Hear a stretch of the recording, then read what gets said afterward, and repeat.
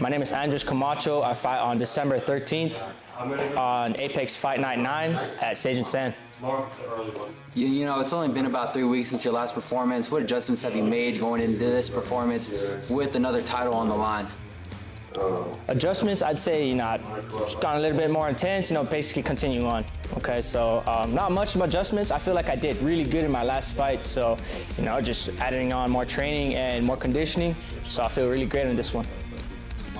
All right, brother, you fought 3 weeks ago in an MMA event. Now you're going to the Muay Thai event with Apex Fight League. What's the difference between preparing for an MMA fight compared to preparing for a Muay Thai fight?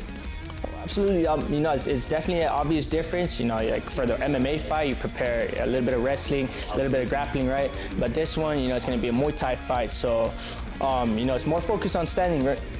More focused on standing, a little bit more striking, a little bit different of a stance. So, I'm definitely ready for it. When you look at your next opponent, what are some things you see that you could take advantage of and the game plan going in this next fight? To be honest, I haven't really looked at his fights much. I looked at myself and making sure that I make the adjustments on myself. I know I'm fighting Hilario Garcia, so I don't know who he is, but I've seen a couple vids on him.